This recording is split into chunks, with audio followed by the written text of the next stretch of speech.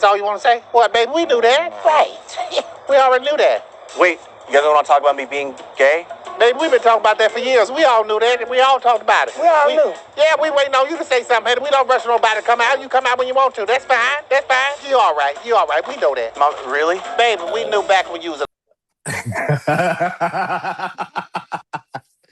Yes. Everybody, welcome back to Power 97.5 LA, iHeartRadio, Power V 97.5 Vegas. We were going to make this show happen by any means necessary. I'm so happy that we have you on, and for even as whatever time we have left, I want to just say, number one, thank you, Brandon, for your voice. Thank you for your heart. And honestly, thank you for what you have done for a culture of people that have not been able to see themselves, right? I know earlier we talked a lot about just representation, and we talked a lot about just making sure that our voices counted. And as you work with your PR teams and making sure, what does it look like to have a gay client, and on the PR run of the things, and if you guys are living under a rock and you don't know who Brandon Black is, with A Madea Homecoming under the direction of Tyler Perry, I also want to go back just to this question.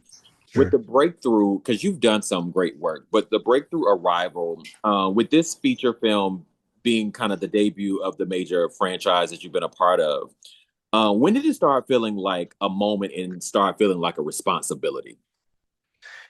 Yeah, I would say when I booked it, it felt like a moment. And then when it was about to come out, it felt like a responsibility. Because the moment was for me, and then the responsibility was people are gonna ask me questions that are then positioning me as someone with authority, or thoughts, right, like, right. I don't know what the right word is, but like, suddenly when someone asks you, like, what do you think about, how would you, want world peace to come about? And then your answer now is like a thing.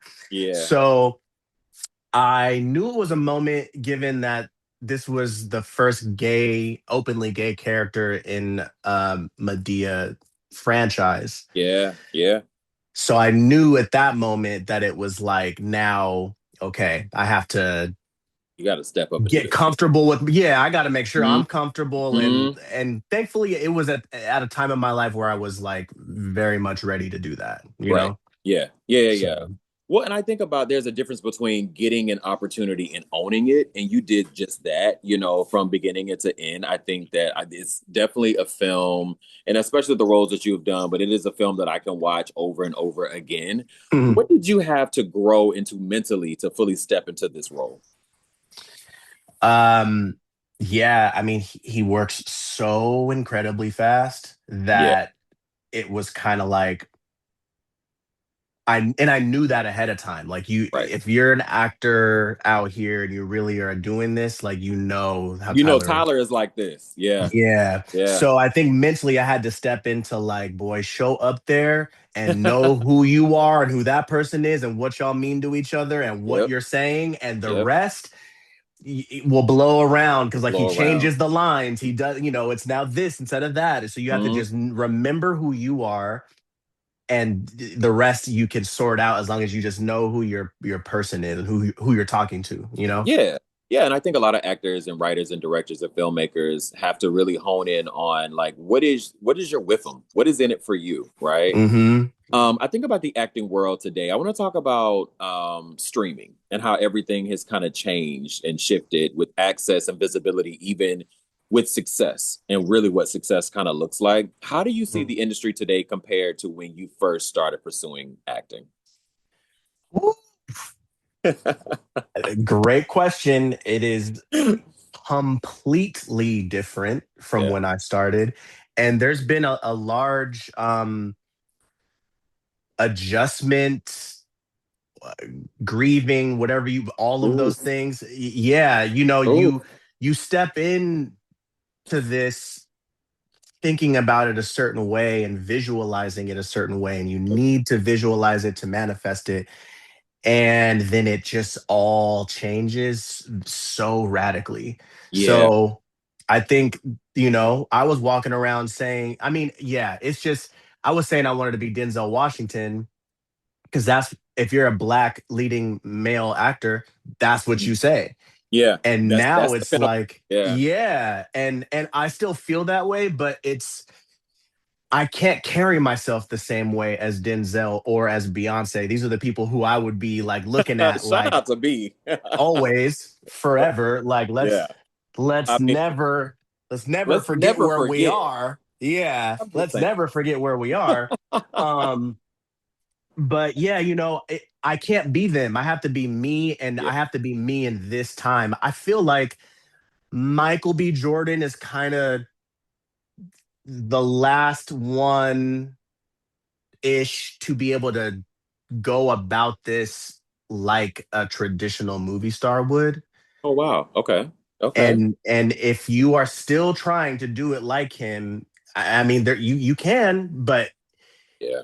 it would be best that you evolved into the current times. Yeah, you do have to shift. I remember we've had a lot of interviews, of course, from celebrities and writers, directors, and CEOs. But I remember most recently we have a lot of interviews from like the real shorts, right? Like those real quick films. It feels soapy, Mhm. but the actors and actresses are very honed into their craft, and they're like they work a lot like Tyler, right? Like the filming goes really Yeah, quickly, and yeah. also as we look at the trajectory of like the TikToks and the Instagram stories and the reels of the world, everything is right here on our phone, right? So we're looking Hmm. at those acting places. Have you ever felt like the industry tried to put you in a box creatively, or if so, how did you get pushback from that? Oh, absolutely. I mean, in every way I can think of. I mean, Wow. including just like, hey, I want to grow my hair out, or hey, I want to like, Yeah. hey, I'm gonna rock a beard, and then it would be like, no, you need to play young, play young, play young. Like as long as they Mhm. could get me in that 18 to 25 Yep. box, they were trying to do it, like as Yeah. long as they could. And so literally even just my expression of what I look like was pushed back on. And then I would say, give me that question again. I want to answer that Yeah, fully. yeah. Have you ever felt like the industry tried to put you in a box creatively? And if so, how did you push back? Because I Great. always think Okay. about the pushback at times, right? Because we're Yes. always, to your point, the industry really does put us in these boxes and categories of the things. I'm not an actor, but I hear that a lot from a lot Yep. of my friends and people like you that are just in this industry. And they say, oh, you have to fit this criteria. But it's like, wait, why am I in a box? Especially in 2020. Yeah. Like, come on. Yeah. Yeah. And I think, right. So to answer that question, first, it's like even just down to the image has always been like pushed back on. And then I would say along with that, I'm attracted to darker material, darker subject matter, Mm, um, things where like I have to do something. Like I have to yeah. um like I'm pushed out of whatever I am currently into like what makes sense for the story. But I don't typically get parts like that. I get Really? yeah, I feel like I generally get nice guy next The nice door. door. Yeah, yeah, I get that stuff. And I've evolved on the idea to believe like, you know what, having a niche at all is business wise, that's a good move because maybe people will think, who perfect at this is Brandon. He does this, this, this. Yep. But artistically, it sometimes you want to do stuff for you creatively rather than for you business wise. And Yeah. Yeah. so that can It's like trying to cause, find the alignment, and it's that friction is yeah, real. it's Um, tough. there was a question I remember we had an actor on a couple of weeks ago, and a guy named James out of Brooklyn, New York. I want to ask you the same question that we asked him. What's something about acting that people don't understand? Something that only actors really feel behind the scenes. Hmm. What's up, James, out of New York, out of Brooklyn? Um, I would say, okay, I don't know if this makes sense for everybody, but for me, I would say that something that people don't know is that it's not always exciting to get an audition. Wow. Yeah, I mean, I did this whole story time recently on TikTok about me auditioning for the Michael Jackson biopic that's about to come out. Hmm?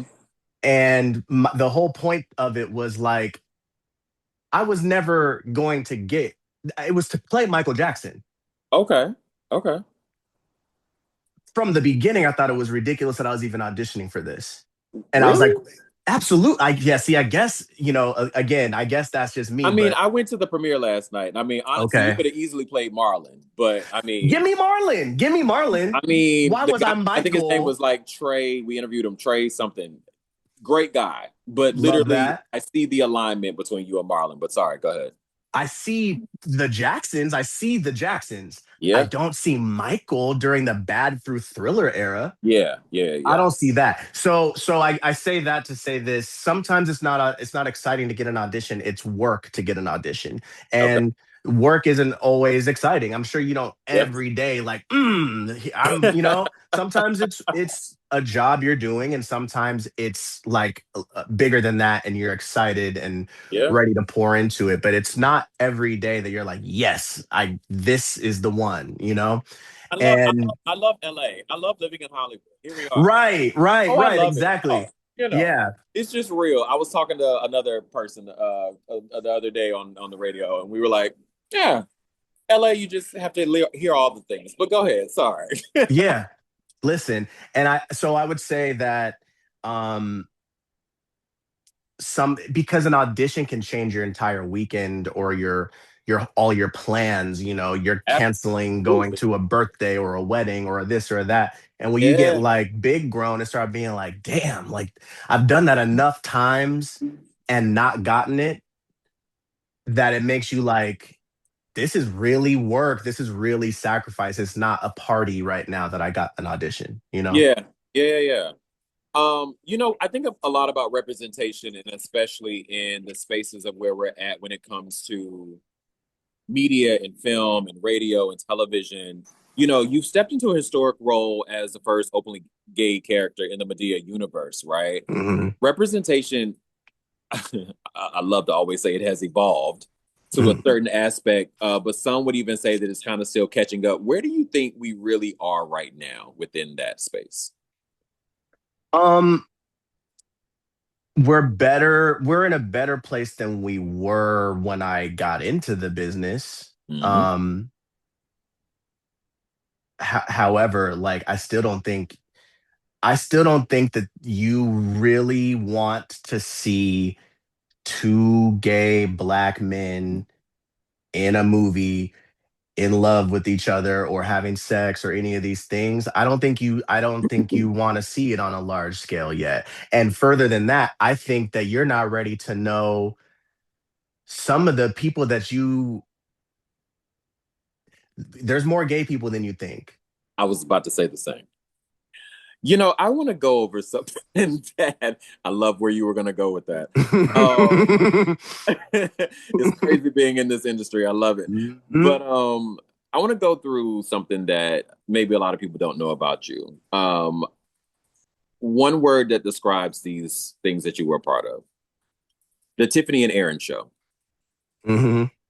One word. One word. Um uh Streaming The Fos- the Fosters. first. Coyote. Thriller. Hmm. Yeah. On hiatus with Monty Greer. Friendship. Lethal Weapon. Um Iconic. Some of our favorite. Insecure. Black. Meryl effing Streep. um Animated. 13 Reasons Why. um Heavy. Shameless. COVID. Dear White People. um Wild. We just had Jason George on the show last week. Grey's Anatomy. Hey. Grey's Anatomy. Grateful. An American Dad. Fun.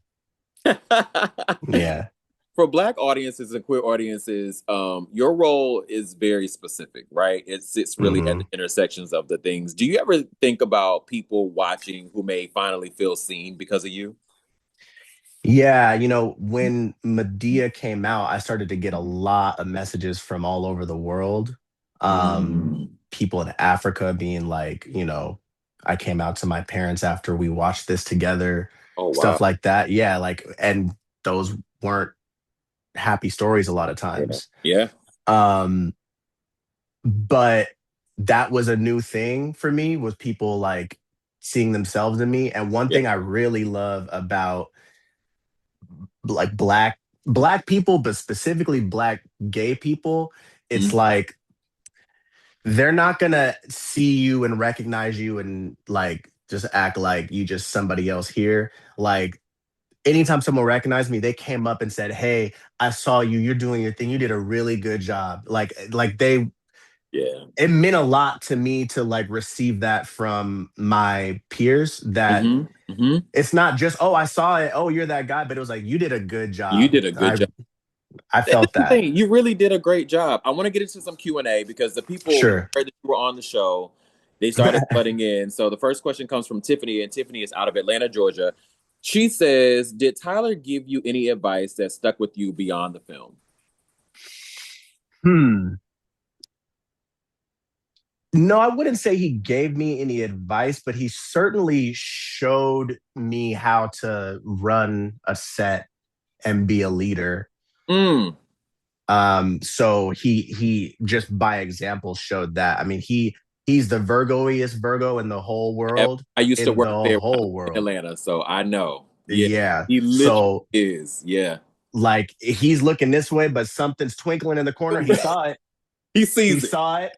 And somebody need to go and so I appreciated that. I also really just appreciated he on this large scale, like he just built this whole playground for him to run around and play in and pay people to play with him. Yeah, right? It's cool. I love it. Yeah. Mike out of Miami says, is there a difference between inclusion and authentic storytelling? Yes. That's a good question, because I feel like there are a couple of examples where it just felt like we got our one person from this group, our one person from that group, two from here, one from here. We just made this. And it was like I feel like we struggle with that in the US. I feel like the UK does a much better job of just kind of naturally feeling diverse without it feeling try hard. Like I think Sex Education was a good example of like, you know what I mean? But it didn't feel like, okay, now here's this one. Right. You know what I mean? Yeah. That was that's the difference. Yeah, that was a perfect blend. Yeah. Last question comes from Nicholas, and Nicholas is out of Los Angeles. He says, did playing Tim change how you view your own identity or your place within the industry? Yes, it did. Because I knew that, like I told you at the beginning of this, I was like, okay, I'm going to be possibly like not thought of for straight parts anymore. Yeah. And then I had to be like, am I good with that? And I am. Really? Yeah, I'm good with that, because I mean, I would love to do all kinds of things. And I hope that I get to. I would love to be playing somebody's, I want to make the point that like, yeah, me and Tiana Taylor are in this movie, and she, I would love that. I would love that. But I'm good if that doesn't happen at this point, because I have tried to make myself palatable, make myself fit into all of these scenarios and all these different things. And it's just kind of made me kind of like boring and safe feeling. And I'm not actually that. I just kind of made myself that to be kind of general, and I'm over it. So if y'all don't see me for nothing but gay stuff no more, that's fine, because then I get to like kiss some cute boys. There you go. Listen, You I know? hate to have to be digestible for others so I can Yeah. accept it. Like, we're not doing that. No. Yeah. And it's like that would make it seem that I must not be digestible as I am. And I Mm-hmm. got to stop telling myself that narrative and just get whole all the way Yeah. outside of this business. So if me getting right with myself makes me less marketable, that's cool. Because I'm gonna go Yeah. make my own stuff at some point anyway. And like y'all been wasting my time anyway. Anyway, Right. So so I'm good. as we get ready to wrap our show, in 2020, I curated the end of the show called the therapy session. And I love these questions because, again, we've had some notable names on the show, but this is the part that a lot of the people with their families and mates and friends and all of the people are like, I never knew that about you. Brandon Black, what is an experience that significantly shaped who you are today?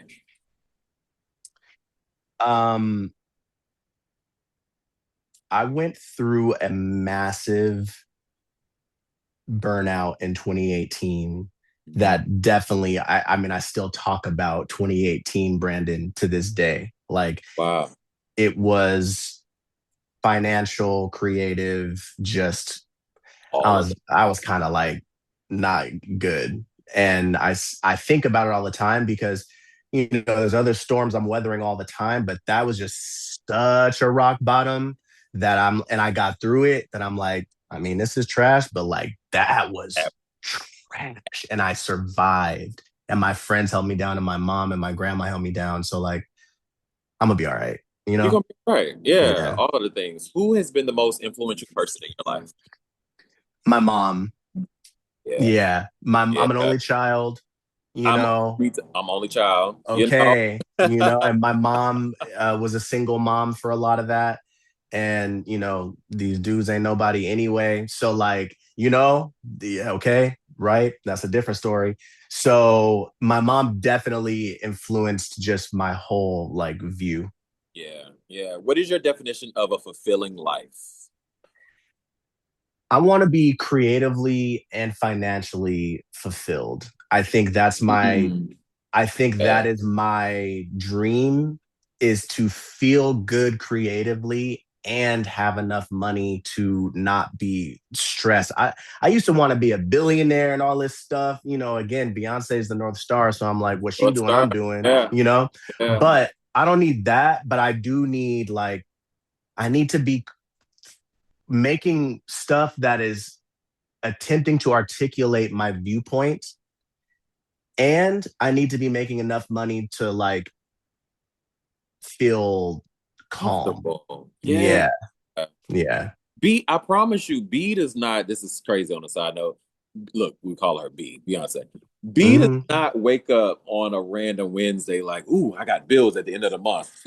Promise you. The life is still lifing, and it's a beautiful life. And I think she's able to be creative, and I think we all deserve that. What is your love language? You know, I think that my boyfriend would say physical touch. Because like, why are you all the way over there? You know, like, what are we like? Are we roommates or are we like, boyfriends? What is this? But I also really love. I like to see that we're locked in, like we're a unit. So I want to see that like this is a priority, and you're gonna defend it, and you're gonna like. You treat it carefully, and you know that you can't, it ain't just here. You got to continue to feed it. You got to keep feeding it. Yeah. When we wrap our show, I think about the personal truth and the future of Brandon Black, right? When everything slows down with no cameras, no scripts, who are you becoming right now? That's a good one. I'm becoming myself. And maybe I always will be, but I am definitely exponentially taking off all the things that I put on to try to be this thing in a business. And after having done that for a long enough time and not being happy with what it provided versus what it did, I'm I'm becoming myself, and it's scary because I don't know if y'all gonna like it. You know, there was you know what I mean? There's a reason why I was like, okay, well, I can be this. Right. Because it's like the real stuff, maybe you're not gonna vibe with it, but I'm all right with that now. I don't need to be for everybody, you know, like I'm over it. And we don't have to be. And I think that's the beautiful thing is like once the people get to see the other or the real side of Brandon, they're like, well, where was this person all along? Exactly. And if I'm gonna be here, I should at least be seen. Absolutely. And I started one day feeling like, damn, like, what if no one ever actually knows me because I been gatekeeping? And like, you know, you get older, you know, I'm obviously like, we're still young and cute, but like, you get old enough to be like, what if, what am I doing? What am I leaving What am I here? doing? Yeah. So that's hopefully what you will see going forward, for better or worse, is I am becoming more myself in front of you. That's what I want. What are you still trying to unlearn as you navigate this industry? On a real like technical piece, I can say no to things. I don't have to say yes to everything, and I don't have to defend why I don't want to do it. I don't want to do it, and I said no, and this is my business. And if you don't like that, then I guess we have to have another discussion about what that means. But like, I don't have to do everything. And I think, you know, again, still reverberating from that 2018 burnout is like, hey, take care of yourself. And, you know, you are 185 black ass pounds. You probably aren't going to be Michael Jackson in the Bad Through Thriller era. And if you're already burnt out, maybe don't wear yourself out. Maybe it's okay to just not do everything. It's okay, right? It's okay. And the last question I always love to ask people, and it's funny, I ask this on red carpets and on interviews all the time, is, you know, Brandon, all of the things that you've been able to accomplish, the television shows and the scripts, the theater, the shorts, and, you know, all the things. What do you want your legacy to be? I want to be seen, and what's the right way to put this? An acting teacher once told me, what's truthful is universal. So through me to everyone else. And so I want the legacy to be that, like, I was telling the truth. So if it's through my work, I was telling the truth at that time for what that was. Whatever I'm doing, like even this, like I want it to be that, like, you could tell that, like, I didn't rehearse. I'm giving you what it is. You know, that's what I want. And hopefully I get to a place where I can I want to be like a Donald Glover and like make my own stuff, star in it. And I want it to be dark and cinematic and a little bit funny, but you know, otherworldly, you know, and I want to be the black gay lead of it. Absolutely. And you will be. And it's looking like I'm gonna have to do it myself. I was gonna say, you just curate it on your own. Listen, and that's what the board is about. Everybody, first and foremost, I just want to say thank you so much for your heart. Thank you for the hard work that you've done. Thank you for being patient with us today. Oh yeah, of course. Right, this is what we do. And as always, everyone, I want you to make sure that you support Brandon Black and all of the projects he's working on. He's on Instagram. And as we always say, stay positive, but stay creative. Thank you guys for tuning in. Thank you guys. We did it.